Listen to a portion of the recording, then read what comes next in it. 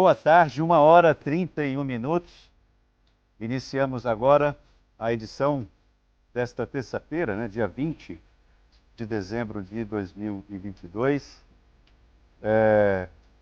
Peço desculpas aí pela ausência, né? Acabo de sair de um período de Covid danado.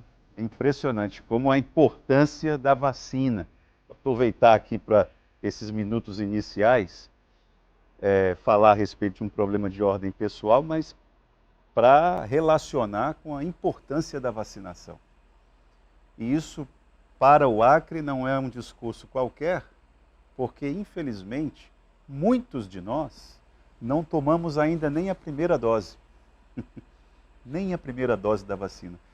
E eu vou lhe dizer uma coisa, parceiro. Com a dor de cabeça que eu tive, se eu não tivesse tomado as 4 doses, eu nem sei se eu estaria aqui para contar a história.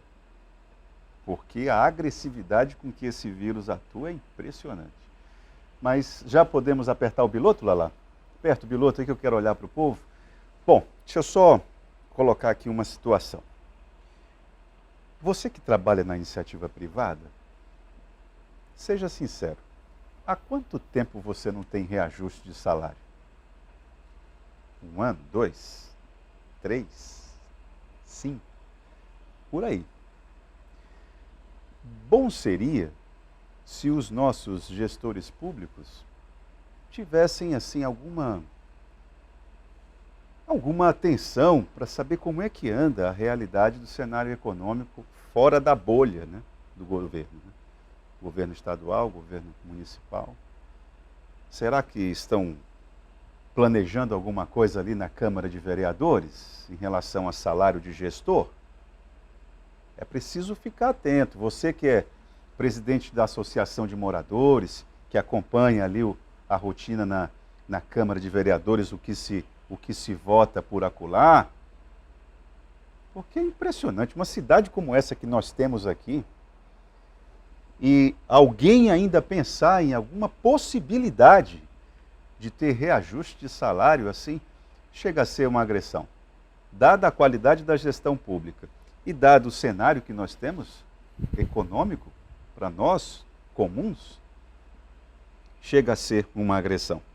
Bom, falando a respeito de gestão pública, o Laércio já deve ter apertado o biloto ali, né, mostrado as formas como você pode acompanhar o Gazeta Entrevista, e também tem o WhatsApp, já está ali o tablet para eu poder ler a sua mensagem. Eu só peço a você, coloque o seu nome, se possível a sua cidade, se você mora no interior, se você mora aqui, coloque o seu bairro, identifique a sua pergunta, a sua dúvida, a sua crítica, é importante. Isso aproxima, isso dá mais legitimidade e você me ajuda a colocar a sua digital na construção do conteúdo que é debatido aqui. E hoje o debate é importante, você vai entender o porquê. A nossa conversa é com Osmar Nilo Lima. O Nilo, mais conhecido como Nilo. Nilo é auditor de finanças e controle e superintendente da Controladoria Geral da União aqui no estado do Acre. É um cargo danado de importante, sobretudo para a gente dar uma melhorada justamente na qualidade da nossa gestão pública. Nilo, boa tarde, seja bem-vindo aqui ao programa Gazeta Entrevista. Boa tarde, tá um prazer estar aqui, quero parabenizar a sua audiência, parabenizar o seu trabalho, você tem prestado serviços relevantes para a sociedade. Obrigado, Nilo. Eu queria pontuar o seguinte, antes de nós falarmos a respeito da atuação, da agenda da CGU no Acre, eu gostaria que você aproveitasse esse momento para explicar o trabalho da CGU. Afinal, quando você fala assim, Controladoria Geral da União, o camarada é superintendente da Controladoria Geral da União, é um nome pomposo, né, grandão, mas o que é a Controladoria Geral da União? O que ela faz? Eu acho que é um momento importante para que a gente possa, muitos de nós não sabemos o que é a CGU, né? Então acho que é importante, inclusive, para valorizar o trabalho de vocês. Então, obrigado pela pergunta. Muitas vezes a gente não entende muito bem qual é o papel da CGU no Estado. A CGU é um órgão responsável pela defesa do patrimônio público, pelo incremento da transparência, por meio do controle interno, da auditoria, da prevenção, da ouvidoria, da correição e do combate à corrupção. Essa é a missão da CGU. Ela atua principalmente nos órgãos federais do nosso estado, como o FAC, IFAC, DENIT, INCRA, fazendo auditorias, fazendo trabalhos de controle interno e também atua promovendo a prevenção, promovendo a ouvidoria, promovendo canais de ouvidoria, contribuindo com os entes subnacionais na fiscalização dos recursos federais repassados para os municípios, para o estado. Fazemos a fiscalização da qualidade desses gastos, da qualidade da despesa executada pelo governo do estado, pelos municípios, quando se trata de recursos federais. Atuamos exclusivamente na utilização de recursos federais no estado e nos municípios. Se eu dissesse de uma maneira mais curta que você é uma espécie de vigia do dinheiro público, inicialmente nos dinheiros federais. Agora você vai ter, o seu patrão vai ser o próximo presidente, Luiz Inácio Lula da Silva. Aí ele repassa o dinheiro para os órgãos públicos federais. Sim. Aí você é uma espécie de vigia de como que essa rapaziada está gastando dinheiro, é isso?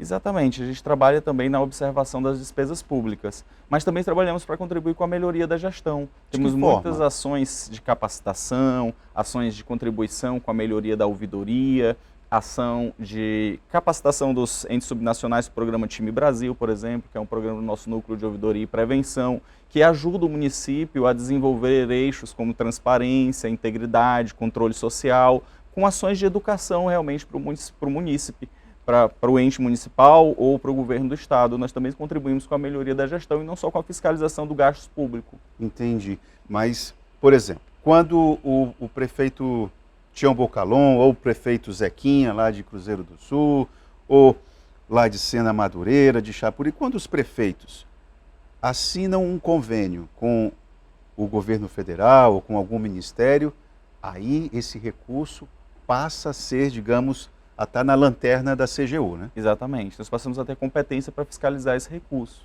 E conforme nosso plano de auditoria, nós priorizamos alguns trabalhos que podem focar nesses recursos de um município específico. Também recebemos, através da Ouvidoria Geral da União, pela plataforma Fala BR, denúncias que podem nos levar a fiscalizar um recurso público que tenha sido mal utilizado pelo gestor. E que avaliação que você faz? Eu queria que você aproveitasse também, a gente aproveitar esses 2 blocos do programa, para que nós pudéssemos fazer uma avaliação de 2022, né? Que ano foi esse, no que se refere à gestão pública? Eu tenho aqui, por exemplo, eu vou pontuar 3 ações. Bom, a CGU apontou sobrepreço, né, no que se refere às licitações do DENIT no Acre, tem um aspecto que inclusive nós já conversamos sobre isso, licitações da Secretaria de Estado de Saúde, aqui no nosso estado do Acre, e também alguma coisa relacionada ao patrimônio da União. Queria saber que, em relação a essa coisa do DENIT, que é o que mais nos aperreia aqui, que é essa questão da BR-364. Todo mundo fala a respeito dessa BR-364 que não se resolve. O que aconteceu? Qual foi o trabalho de vocês? Qual foi a reação do DENIT a partir da fiscalização de vocês? 2022 foi um ano muito bom, de muito trabalho. Nós desenvolvemos, além desses trabalhos que foram publicados agora, nós desenvolvemos vários outros trabalhos na CGU, muitos de prevenção, muitos de ouvidoria, mas também executamos esse trabalho do DENIT. E aí é muito importante esclarecer o que foi esse trabalho do DENIT, né? Um trabalho preventivo. O DENIT divulgou uma licitação e antes que essa licitação fosse aberta, que o pregão fosse aberto para concorrência, a CGU atuou preventivamente fazendo uma análise do orçamento básico. O que o DENIT tinha? O DENIT queria contratar uma empresa para fazer manutenção da BR-364 e com isso ela publicou um edital de um pregão e esse pregão tinha um orçamento básico de 157 milhões. A CGU, diante da materialidade dos recursos envolvidos, do risco da contratação, fazendo todas essas análises por meio de uma ferramenta que nós temos de análise automática de editais de licitação, fez uma análise do edital e verificou que haviam itens que era possível reduzir os preços. Podemos dizer que haviam itens com sobrepreço. E esses itens com sobrepreço foram comunicados para o DENIT e o DENIT prontamente iniciou uma conversa com a CGU, nos atendeu, suspendeu o pregão Importante dizer que esses preços com sobrepreços, eles não foram licitados, eles Então não não foram houve pro orçamento prejuízo para o definitivo, erário, né? de forma Do nenhuma. cofre Foi uma ação público. preventiva da CGU e contamos com a total colaboração, com o total empenho do DENIT para reorganizar esse orçamento básico de forma a permitir que esses preços superiores aos preços de mercado identificados pela CGU, eles não fossem em momento nenhum oferecidos para o mercado, não fossem licitados, que a licitação não fosse publicada com um orçamento maior do que os preços de referência. Quem errou? Nesse caso específico do DENIT, E tá, dessa licitação. é uma licitação de 157 milhões, é uma planilha orçamentária muito grande, então a gente não pode afirmar categoricamente que foi um erro do DENIT, a gente pode dizer que talvez alguns quesitos de interpretação de como seria aplicado aqueles recursos ou de como seria aquele gasto, que não foram atendidas ou que a CGU não concordou com aqueles itens. Por que eu digo isso? Nós trabalhamos sobre um item que foi a pedra, a brita. E é um item que é muito relevante no orçamento do DENIT, quando a gente fala em manutenção de BR-364. E isso para o DENIT, eles têm várias normas que definem como que eles devem encontrar o preço desse insumo. Uma das normas deles dizia o seguinte: olha, como esse é um item muito relevante do nosso orçamento, é um dos itens mais caros do meu orçamento, ele está lá em cima na curva ABC, como eles chamam tecnicamente, eu tenho que fazer um orçamento no mercado. Eu tenho que verificar com as empresas da minha região qual é o preço mais adequado para esse item brita, por exemplo. E assim o DENIT fez, seguiu seus normativos e fez o orçamento da brita. Consultando o mercado, ele identificou um preço mais alto que o preço que é praticado para o consumidor final. E aí a CGU, quando pegou esse orçamento, que identificamos ali o preço da brita, nós conversamos com o DENIT. Olha, DENIT, esse preço aqui ele não está superior ao preço de mercado, mesmo para ser entregue lá no trecho da obra, ele não é superior ao preço do mercado, e o DENIT explicou para a CGU prontamente: olha, nós seguimos um normativo que fala que nós devemos fazer pesquisa de mercado. Mas se as empresas que forneceram preços para pesquisa de mercado se unem e fornecem um preço mais alto durante a cotação, você vai ter um preço mais alto na licitação. Naturalmente. Então nós contribuímos com o DENIT, como eu falei, a CGU também contribui com a melhoria da gestão, nós contribuímos com o DENIT de forma a encontrar um preço mais adequado, utilizando outras fontes de pesquisa. Agora, isso que você está colocando aí é aquela concepção cristalizada na cabeça de muitos empresários, né? Se eu vendo para o Itaã, eu vendo por X, mas se eu vendo para o governo do estado, eu vendo por 3X, né? É isso. Exatamente isso que aconteceu no caso específico da brita. Como foi feita uma cotação no mercado local, o preço ofertado foi mais alto que o preço de mercado. Mas a minha empresa, eu não posso vender? Aí é uma pergunta. Se a empresa é minha, eu vendo a minha pedra para o Itaã a X, mas eu posso vender para o governo, sei lá, para fulano de tal, eu vendo a 2X. A empresa não é minha, eu não posso vender a esse preço? Você até pode, mas aí tem jurisprudências do Tribunal de Contas da União que vai dizer que para vender para o governo do estado, para vender para a administração pública, você tem que praticar preços de mercado. E aí também tem jurisprudência, também tem legislação. Sim, tem as regras da administração pública. Também tem legislações específicas que dizem que a administração pública ela não deve se basear somente nos preços ofertados por fornecedores. Ela tem que buscar em outras fontes os preços praticados no mercado. E quais seriam essas outras fontes? Outras contratações da administração pública, ela deveria consultar outras empresas que fornecem aquele produto, ela deveria consultar atas de registro de preço vigente para aquele produto e deveria consultar também o mercado privado, quanto que esse produto é ofertado no mercado privado. Então, unindo essas várias fontes de pesquisa, a gente pode dizer definitivamente qual é o preço de mercado. E sabendo qual é o preço de mercado, a gente tem uma contratação pública com mais qualidade. Nilo, eu vou fazer uma pergunta agora para você, que é uma tentativa de aproximar a CGU de quem está te assistindo. Quem está te assistindo morre de vontade de ver uma consequência desse trabalho de vocês. Ora, por exemplo, vocês constatam uma determinada irregularidade. E aí posso até pegar, por exemplo, problemas em licitação, que vocês viram na Secretaria de Estado de Saúde. Ora, alguém agiu errado.